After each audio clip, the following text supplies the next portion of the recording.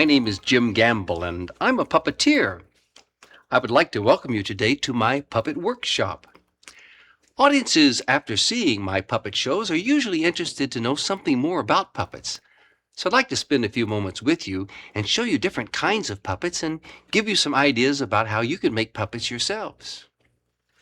First of all, I'd like to explain that a puppet is simply anything that you can move and give life to.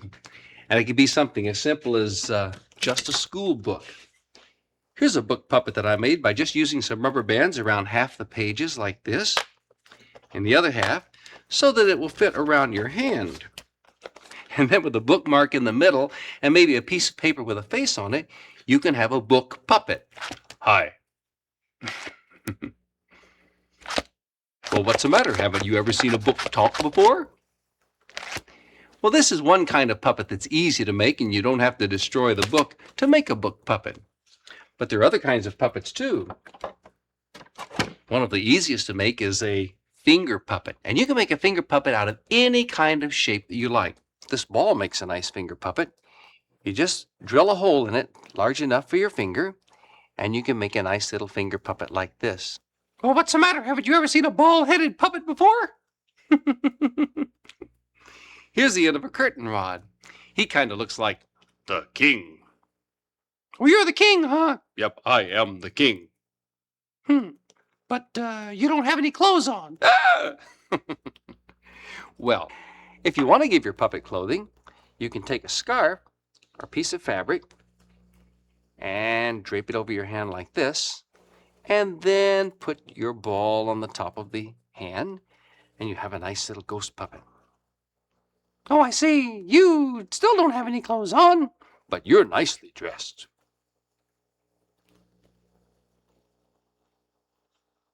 You can use a glove. Here's a glove that's a lot of fun at Halloween. I just stuffed some cottons into the ends of the fingers, and now I have a three-headed monster. You can give him 3 names if you like. Another kind of puppet that you put your hand inside of is called a hand puppet. Some people even call it a fist puppet because you make a fist inside of the puppet. Sometimes you use your middle and third finger for the hands. Other times people use their little finger and fourth finger as well as their thumb to make it work like this. So here's a nice little hand puppet. And his head is made simply out of a styrofoam ball covered with felt. I'll show you how to do this in a minute. Okay, say goodbye to everybody. Goodbye! Okay, come on, let's go. Of course, there are many other kinds of puppets too. This one is a shadow puppet that I purchased when I was on a trip to China. Now, shadow puppets are made so that the light shines through the puppet. And then sometimes you hold it up and put the light behind it and hold it up next to a big screen, sort of like a sheet that's spread out on a frame of some sort. Other times, these can be solid colors like a cardboard that you can make work. You can get a lot of action out of these shadow puppets. Another kind of puppet that's worked with rods is a rod puppet. This one's a traditional type that comes from Indonesia. You can see the rods to make the hands work and the head. But I have some more modern rod puppets. Here's a rod puppet from my production of Carnival of the Animals. This cat actually has 3 rods, one to the head, one to the middle, and one to the tail. In this way, I can make it go in either direction.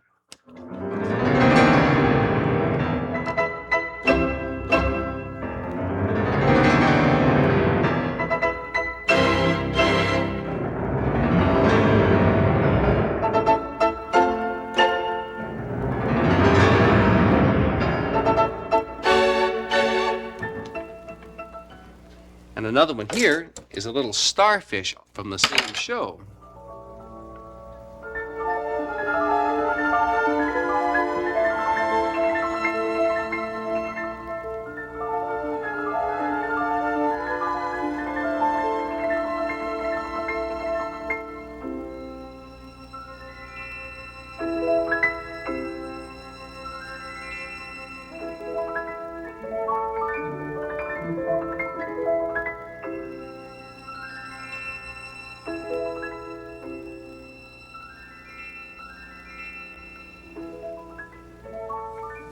I have an extra rod to each of the feet and one to hold it up straight.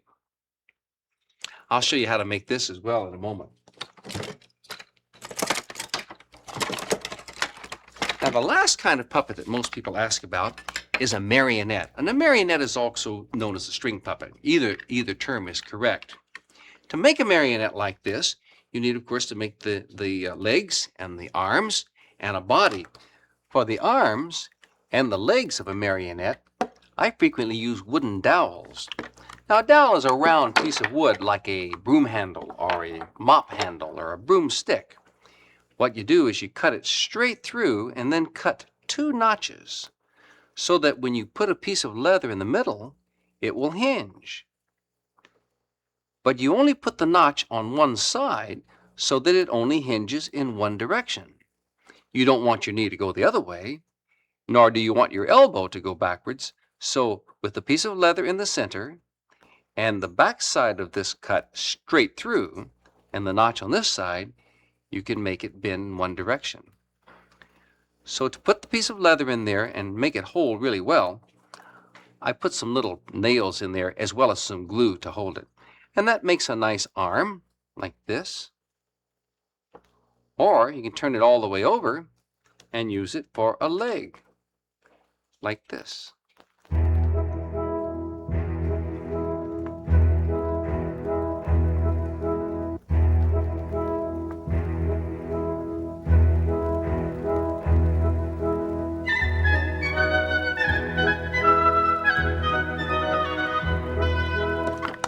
Here's a marionette with an elbow made of the dowel and the leather, as I just showed you. For the body of the marionette, I sometimes take a plywood cutout just in the shape of the body and the hips, and either put a piece of leather in between or a piece of fabric, and I glue and staple it so that it will bend. And then to flesh it out, nobody wants a skinny puppet. I take some foam rubber and cut it the same shape and put contact cement on both the plywood and the foam rubber. And then I simply glue it together.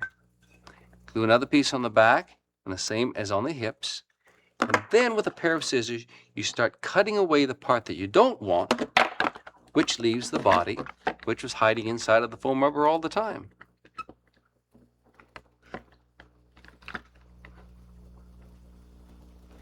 This marionette will do just about anything any human can do once you put the strings in the proper places. Starting from the top, we have to have strings on the head just to hold the puppet up. So that's 2 strings, 2 more on the shoulders, 1 in the back, 1 on each hand, and 1 on each knee. If you want to make the marionette walk, you simply pull the strings to the knees, 1 knee and the other, and the marionette will walk. If you want to make him bow, you pull on the string that goes to his back, and he will bow. If you want to make the marionette look up, sometimes I add a special string to the puppet's nose right here, so that when I pull on his nose, he looks up to me. And sometimes also I add an extra string on the heel, especially if I want to make the marionette kick. Some of the dancing marionettes also have strings on the front of the leg down around the ankle so that they can give kind of a kick step in a dancing routine.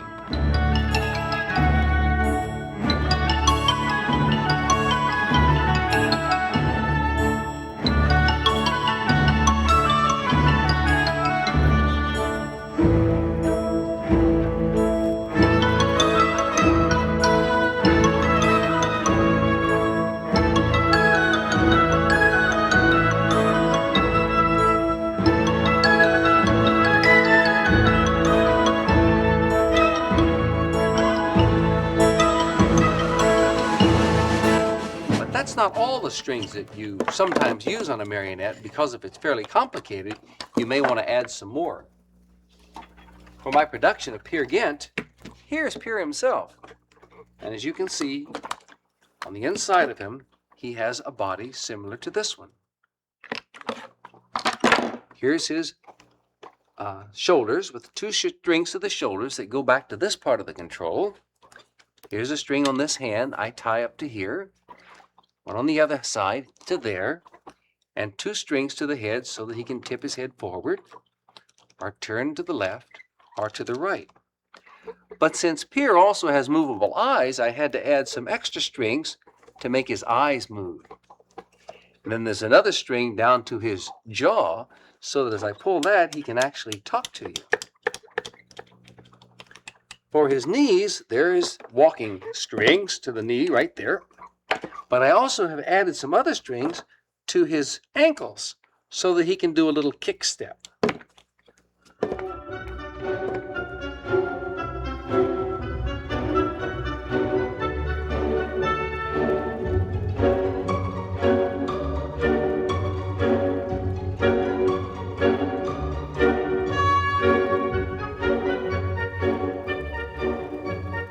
And all the strings are tied to a controller. Every single controller for each marionette is somewhat different because each puppet is different. If you have a larger marionette, you have to have larger controllers. I like to design them such a way that I can grab all the strings in here with my fingers very closely, so that with my thumb, I can make him walk with this rocking bar. Here I can lift his hand by lifting this rod. Same over there. There's his mouth, and there are his elbows. And if you'll notice, I do all of that with just one hand, which leaves my other hand free to work another marionette or to get a lot of action out of his legs. There he is, ready to fly away on his magic carpet. Say goodbye to everybody, Pier. Bye!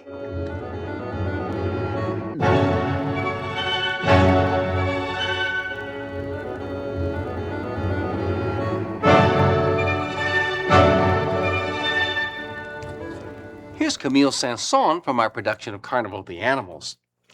As you can see, he has a rod to his head and one to his body. They fit together like this so that you can hold them in one hand. Then I have another rod to each of his hands that extend from his elbows. So when he turns around, he can wave, or he can pick up the pen and actually do his writing.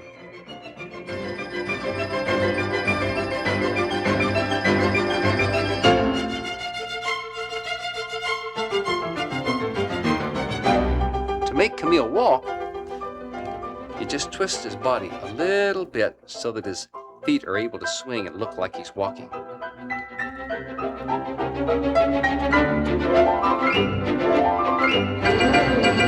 a nice bow.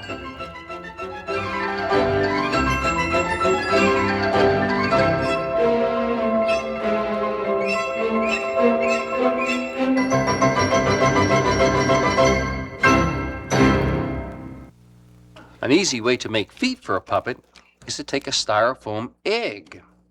You cut it down the center so that you have 2 feet. I usually put a piece of cardboard or maybe wood on the bottom, and then take a piece of felt. You cut it into the shape that you want. Then you can take some white glue, put it onto the felt, spread it out, and then stretch this felt right down over the styrofoam. Once the glue dries, it will make that felt nice and stiff over the styrofoam base. And take a pair of scissors and cut off the excess. You've covered the styrofoam, and that gives it a nice strong surface. You can also use the same method as I showed you with the foot for making a head of a puppet. Styrofoam ball, and you take the felt, put the glue on it, and then stretch it down over the styrofoam. Here's a secret. You see, once the felt gets a little bit wet with the glue, you can stretch it, especially in one direction, so it'll stretch and cover almost 3/4 of the ball without even having a seam. And where it doesn't cover, that's where you put the hair. So once you have the position on the hair, you kind of rotate it up a bit, and right in the center, you press in an indentation to insert the nose. You can use a ball for the nose, or you can use a long rod or a cone shape for your nose. Then you can press in to the styrofoam eye sockets and then finish it off with some fur or fringe or felt. Now, if you want to make a hand puppet like I showed you earlier, you can take a cardboard tube and put it in there just so it's large enough to fit on your finger. And then if you don't like the color of the felt, you can always paint it. Here's one that I painted, and then I added buttons for the eyes. Buttons make nice eyes because as the light hits the buttons and reflects back into your eyes, just a little bit of movement of the puppet makes him look like he's looking right at you. See how the light catches those eyes?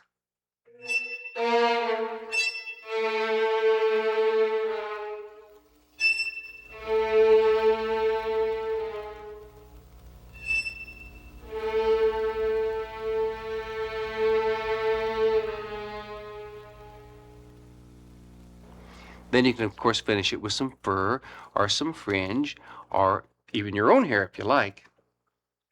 For this puppet, I added a larger tube so I could put 2 fingers in it. But if I want to make a marionette, then I would use a piece of doweling. Let's see if there's one. There's one. So I can take the whole dowel and push it up into the styrofoam ball to form a neck. Then when you attach your neck to the marionette, I use pieces of nylon cord or sometimes some more leather. It makes a nice little marionette for you.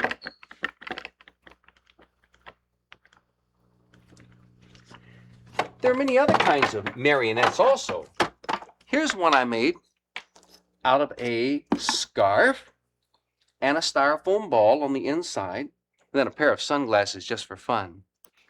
In this case, I just add 1 string that goes from his right hand up through a little eye screw up here, down to the left hand, so that as I pull 1 string on one side, it makes the other hand and feet bounce around and do a nice little dance. For his head, it takes 3 strings, 1 on either side and 1 on the very center, and I tie it to a cross piece here, which is the controller. So if I want to make his head move, I just move the controller like that, and he could be a nice little dancer. For my production of the Nutcracker, I tied 3 of these balls together and then had 3 different colors. And so the 3 together dance.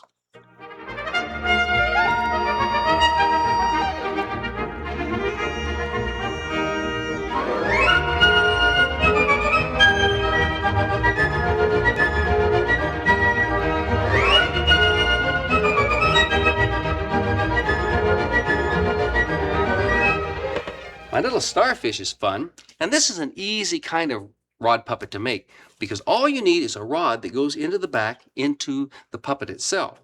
And if you don't have a wooden rod, you can use the old standby coat hanger. The middle parts of this kind of coat hanger is nice because you can glue it right to the styrofoam or to the foam rubber. Here's a piece of foam rubber and cut it out into the shape of a star. Once you have the star, you cut a little piece in the back there and put the glue on it, stick it in the back, you'd have a nice little star. Very easy and a lot of fun to make. You don't even need the foam rubber. You could make this out of cardboard if you wanted to. Here's a star from my production of the Carnival of the Animals, and I added a rod to each of his feet as well as the rod that I showed you earlier, so I can make him dance on a table.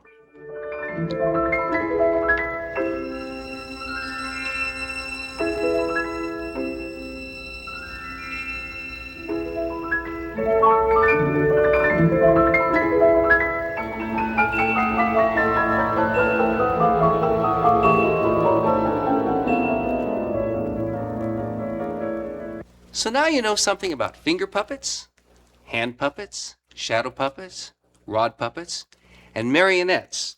And I hope to be able to show you how you can make even more complicated puppets in the future. I hope you enjoyed my visit or your visit to my workshop.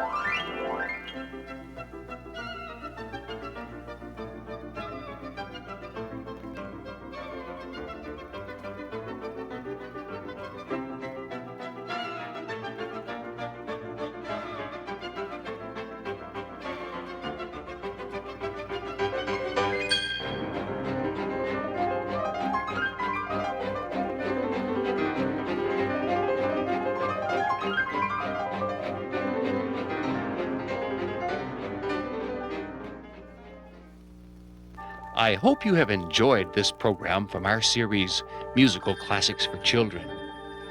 For information on our other productions, contact your local video distributor or BEI.